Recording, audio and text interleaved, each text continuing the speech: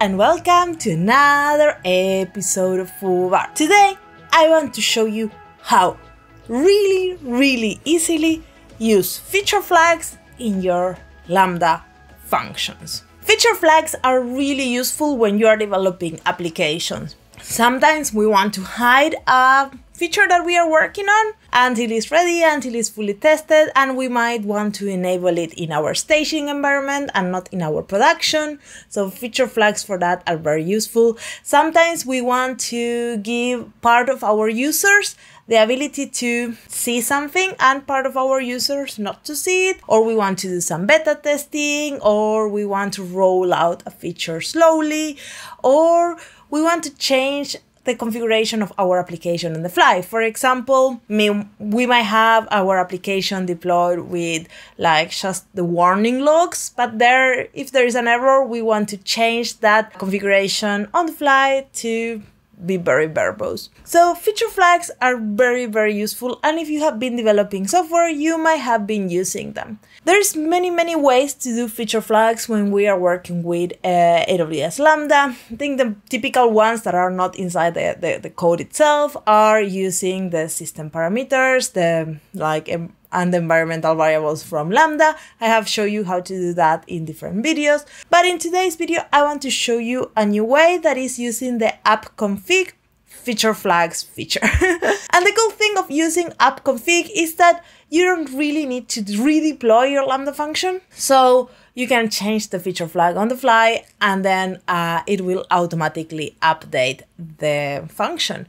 So in that way, you can work on your code. For example, that log example that I was telling you, imagine that you have a function that is working and then suddenly, boom, there is an error that you don't know how to troubleshoot. So then you can enable all your logs to be very verbose without redeploying that function, so you can debug that functionality. And that can be very handy. Also, if you have a hidden feature, then you can, boom, change the feature flag when the feature is ready and is tested and everything is good and everything that should be deployed is deployed, and then boom, enable that feature and suddenly everybody can see it. So AppConfig allows you to do also different, to have different environments and different deployment strategies, so you can test in a safe environment. I have done a whole video on AppConfig. I will link it in the description box. So today we are going to go into a little bit more depth in that service and show you a full demo with a Lambda function. So AppConfig externalizes the configuration and allows you to change it without redeploying the Lambda function. So you just deploy that configuration. It has its own life cycle. And to make things easier, the AppConfig service, you can use it using a Lambda extension. Lambda's extensions are a very easy way to integrate different things like log agents or observability tools or operational tools or configuration tools into your Lambda lifecycle. So it will run in a different process, and it will take care of doing some things without you really not need to do it from your main process. So in this case, we are going to use the AppConfig extension that in the background, it will do the fetching of the configuration. It will handle like a cache of how long that configuration is available. So it will do less polling into like the service. So it will save you some money as well when doing that, that polling in the background. And it will allow you to change the configuration without the need of redeploying the Lambda function, and that's super important. There is an extensive list of some extensions. You can find them in the AWS console. So many of our partners have built extensions, mostly observability and different log managers, so you can go and check that. And I'm going to use the AppConfig one that you can find in there as well. So here is the documentation on how to get it started. So now I want to show you this in a demo. I think it's the easiest way, so you can see how the AppConfig works, how the extension works, and how everything ties together in a demo. So before going to the console, you know what to do. You know that you need to like, and if you're not subscribed, subscribe, and leave me a comment. Have you used AppConfig before? Have you tried System Manager? How you handle your configuration, and what challenges you have your configuration?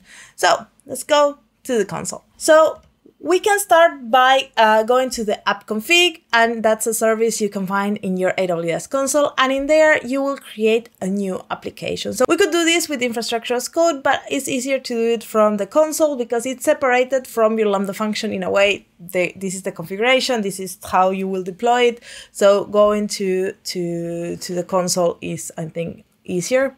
So let's create a new application, and this application will be like the same application that you are going to be using. So we will have one Lambda function, one application in this case, but you could have many Lambda functions to one AppConfig application, or even like multiple microservices or non-Lambda functions you could do as well. But in this case, we are going to try Lambda functions. So I will call this the feature flag application, always very good at naming things. And here you can put tags and do things like that. I will not do any of those. Then you will have to create a configuration profile, and the configuration profile is where all your kind of configuration is going to be stored. You could have multiple configuration profiles inside one application. So that's something you need, you can build, but in our case, we are going to have one configuration profile, and the one that we are going to create is the feature flag type. There is a freeform configuration, so if you have bigger files or things that you would like to import into like S3 files or things like that with configuration, then you can use the freeform configuration. But the feature flags are so much easier, and you have a lot of features within that. So I will use that one for this particular use case. So the thing you need to do is to put a name to your configuration profile, and there you can also put some tags. I will not do it. Then you can start creating your flags, and here you can create flags of all kinds. The first flag I'm going to create is a Boolean, basically if it's enabled or is disabled. That's as much as I'm going to go. For this particular one, you can enable with that toggle in the top, and then that will appear as the feature flag is enabled. So this is a typical feature flag when you want to enable, hide a variable or hide a feature, and that's kind of it. Then you have to save this in the configuration profile. So now we have version 1 that contains this feature flag. So this can be now deployed. So we can start a deployment, and here we have to choose the environment. We don't have any environment, so I will create a dev environment. And here is where it gets very interesting, and I think it's very powerful. So if you're working with this in a multi-stage environment, you could have a dev environment for your configuration, staging environment for your configuration, a production environment for your configuration. And there, for example, you could have different URLs to connect to different microservices, configure different from here. So like it's just super interesting. Or then you could have different configuration profiles, one for your dev, one for your staging, and one for your production, and they all can deploy into different environments. And you can play with all these type of things in this configuration application, and this is where it becomes very interesting. And the configuration has a different life cycle than your application itself, so you can manage that as well. So here we are going to have only one environment. I only have one environment for my Lambda function. And then you can choose which version you want to deploy and how you want to deployment. You want to choose a deployment strategy. I will choose basically all at once, just deploy it. But if you want to start rolling out these configurations slowly, you can do some kind of canary or linear deployments. So then little by little, your users will start getting this feature and you can start testing it. So this is very powerful as well. So I started deployment and basically it just deploys. And now it means that we have the version 1 deploy in the deployment 1. So everything is good in our dev environment. Good. Nothing very interesting here. So what we can do now is to go back to our configuration and do some changes. So we will create a new version of our profile. So I will create a new flag and we can create a more interesting flag. So I will create an attribute flag. And this is where it gets very powerful as well, because you can add different attributes to your feature flag. So it's not only like it's enabled or disabled, but we can have here if it's a verbose, it's a warning, or it's an error, or it's like the level of login. Or in this case, I'm just putting languages. So depending on which language is enabled, then what my application will do.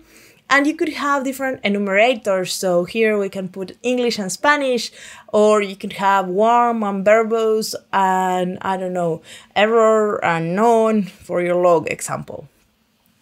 Also, you can add attributes of different kinds. I'm going to add a string.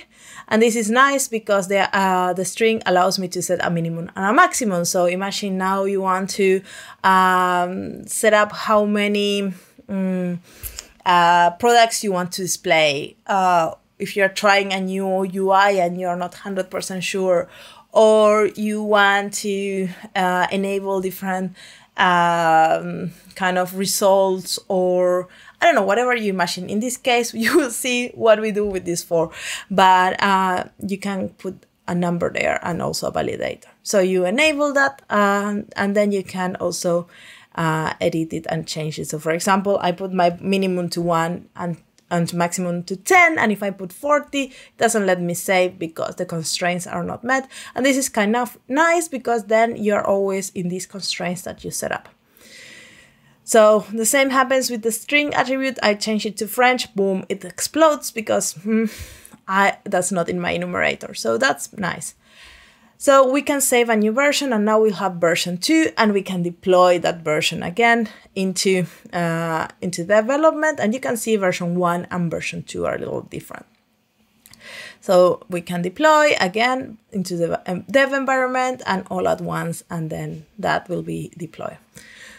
So we have our AppConfig kind of set up, but nobody's consuming it. So I have a Lambda function. I have a SAM template with a Lambda function, and it consumes a lot of parameters. I will show you how to configure those. So you need to pass the configuration of the AppConfig application ID, the AppConfig environment ID, the AppConfig configuration profile ID, and the ARN of your Lambda layers that contains that extension. So extensions, you usually use them by passing them a layer. So if you don't know what layers are, I'll leave you a video in the description box. But basically that brings the code of the extension inside your Lambda function. In this case, you need to get the extension for the AppConfig, and you will get this long ARN type looking thing that you can add in when you're deploying this application. There is one there by default, but make sure that you're using the latest when this launches.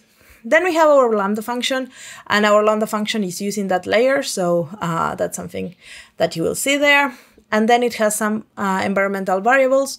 We are also using the new Graviton2 Lambda function, so that's nice. And you will see that the ARN of the layer needs to be the type of Graviton2. AppConfig supports them. You will have the traditional x86 architecture and also the ARM64 architecture available for the AppConfig extension layers. Then we need to pass environmental variables, and these are the 3 things that we configure in the parameters. So you will need to pass it to your application, to your Lambda code. And then we need to give permissions to our Lambda functions to get the configuration, to start that configuration session, so you can get that. So as you know, everything in AWS is born without permissions, and this Lambda function needs permission to get the configuration from AppConfig. Finally, we create an API gateway with the endpoint test and the method get. And now we have our Lambda function, and this Lambda function is just a demo, so it's not doing anything really. It's doing many things, and it has a lot of console logs, so you can see what is going on. So the first one is to get all the configuration. So I have created a method that gets all the configuration, and you can see here that we are getting the port. This one you can configure also as an environmental variable. I just decided to, this is a fixed one. This is what the documentation says. And then we are building an URL based on the port. the local host you see there is because the extension is running locally and is creating a local server inside the Lambda function that is taking this request, and then that extension, that layer, is doing the connection to the AppConfig service. So that's why you're doing a local host here. It's not that you're like, where are you connecting? No, this is the Lambda function from your Lambda code connecting to a local host, a server that the extension has open for you in that port. And then we are passing the configuration that we pass when we initialize, when we deploy the Lambda function, that is the application, the environment, and the configuration from our AppConfig. And that then will do HTTP request into that local host and get everything. So this is the typical getting from an HTTP request. And then we need to parse that data to start using them. I'm not using this. I've decided to use a new functionality that was launched, that is to get one flag in particular. So you can build that same URL with the port and the application, the environment, and the configuration, and then you can pass in a query string parameter, the flag name. You can do this as well for multiple flags, so you can put them all in a string. I will leave you the documentation in the description box so you can see how you can do it. In this case, we are getting one flag, and then that returns the whole configuration for that particular flag. So this is kind of nice and handy. We also need to parse each of these things so we can get the JSON format and we can work on it. So I'm getting the two flags, the Boolean that we created, the attributes that we created, and then I'm doing things with it. So with the attributes, I'm first checking which language it is, and I'm kind of setting up my application language. And you can see there that the FF string is the name of the attribute inside that, that feature flag. And then I'm creating a kind of a piece of code that puts as many exclamation marks as numbers we have in that ffint attribute. So very useful, something that we all need in our lives. But yeah, so I want to show you how this works. And this add amount of end string, like exclamation marks to the end of the text. And then I'm building this kind of result that the feature flag, the Boolean feature flag is on, depending on if it's enabled or disabled. And then I'm writing it in different languages, and I'm building that end string with the amount of exclamation marks, you know. Something useful that you can start using right away in your software. But I like to show you how to use these feature flags and the different types in a way that maybe I'm pretty sure you have better use cases. So then I return that result.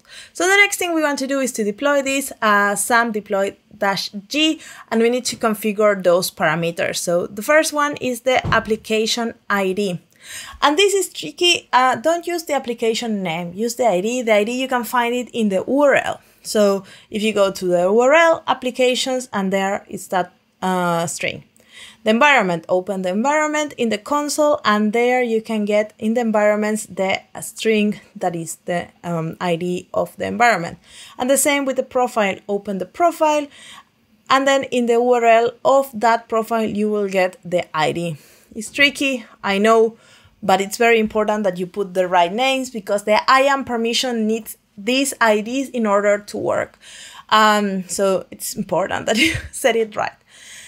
Then the next thing you need to put here is the ARN for your layer. Make sure that if you are using the ARM62 architecture in your Lambda function, you are using the right layer for that. If you are using the x86 architecture, you are using the right layer. So that's something to have in mind. I'm using the Graviton 2, the ARM64 architecture, so I'm importing that library. Another thing to have in mind when you're working with layers and with extensions is that you need the extension in the right region. This is, I'm deploying in Ireland, so my extension is deployed in Ireland. So this ARN has an Ireland, like it's based in Ireland. So that's something to have in mind. I will leave you a link with all the ARNs for the different regions for you to find it out. So then basic deployment of SAM. I will not go into the details, but it will start deploying, and when it's deployed, I come back. So now that it's deployed, we get the URL and we can basically query and see what this returns, this weird example with configuration. So I will open Thunder Client. If you don't know what Thunder Client is, I leave you my video on my favorite Visual Studio Code extensions. You can check it out and learn what Thunder Client is. But for now, I will just open that and do a request, a GET request in that URL. So you can see that the response is in Spanish and it says that the feature flag is true and there is like 5 exclamation marks. And if we go to our deployed configuration, we have that the feature flag is enabled, we have that the number of integers is 5, and we have that the language is Spanish, so good. So what happens if we change it? We can change the amount of exclamation marks to 1, we deploy it right away, and then we can go back to Thunder Client and test what happens. We don't need to redeploy our Lambda function. I will test for a few seconds, and this is the time that the cache in our extension is configured. So you can change that if you want, but I have not. So it's having the default cache. So after the cache expires, it will go into AppConfig and fetch the value, and you can see that it changed to 1 exclamation mark. So yes, and then we can change the other features in the same way. We can disable the feature flag, we can change the language to English and do exactly the same thing, redeploy, save the version, redeploy the configuration and test it out. And you will see that again, the configuration takes a few seconds, but not much. And then it starts to be available for us, and you can really see it in action. So I'm just pressing send the request many times, and we can see now that the feature flag is false, everything changed to English, and that's it. So that's the video for you today. I hope you liked this video. The code, as always, is available in GitHub. You can use it. There is a lot of boilerplate that you can reutilize in your applications. This is done in a way that you basically can deploy it in anywhere that you want, because you just need to set up those parameters that I showed you at the beginning when we were deploying the SAM. So yeah, let me know. How is your experience with AppConfig, Feature Flask? Have you tried, and what you want to see next?